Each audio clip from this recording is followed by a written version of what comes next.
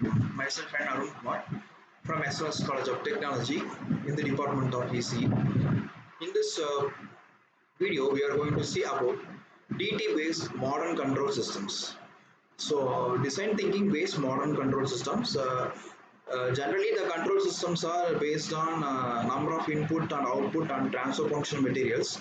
So, in this PPT, we are going to discuss about how the modern control system has been enabled by using a design thinking principles. Empathy.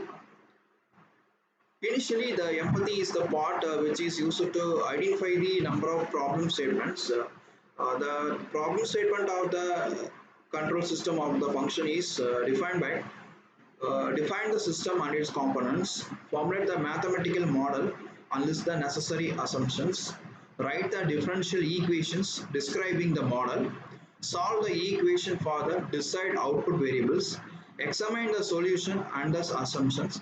If necessary, reanalyze or redesign the systems.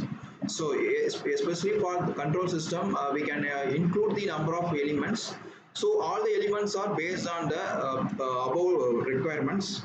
So, if it is having any errors or if it is having any materials which we won't use this control system, have to define in this empathy stage.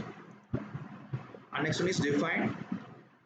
So different ideas are having for different peoples. So based on the ideas only we can define our problem statement as the best one. So in that they are defining the variables with respect to the control systems, because every process or every applications are made by using a proper definition of the corresponding control systems.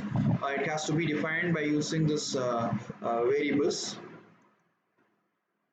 So after define your variables, it has to be executed in the form of transfer functions as well as the block diagrams. So that we can choose our block diagram as a more effective one. And next one is ideate. So best applications has to be ideate for the controlling process, because after getting the all the informations with the proper explanation, we can add it in ideate process. The ideate is provide a best solution to the control system, so that we can get the lot of application process with the renewal with the proper new applications. Prototyping. So in this prototyping model, we can execute the number of process which have defined in the previous stage. After implementing all the ideas or your values to the control system, then we can check the corresponding output by step-by-step process. So the step-by-step process may be based on your control system functions. So here I am just representing my testing model for my prototyping.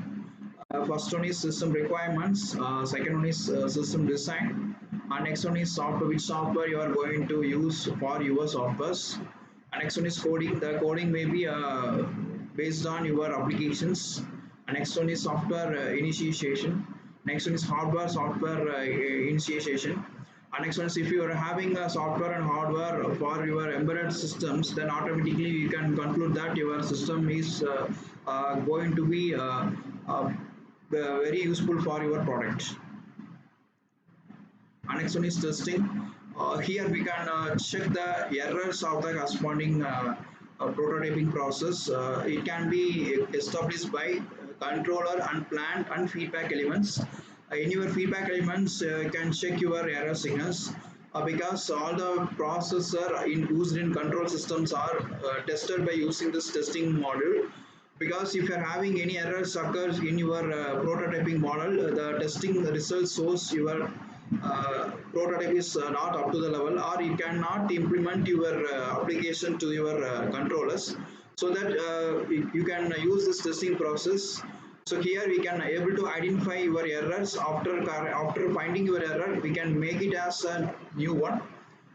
So after find out your errors, we can implement your ideas as which kind of errors has been generated in the control system.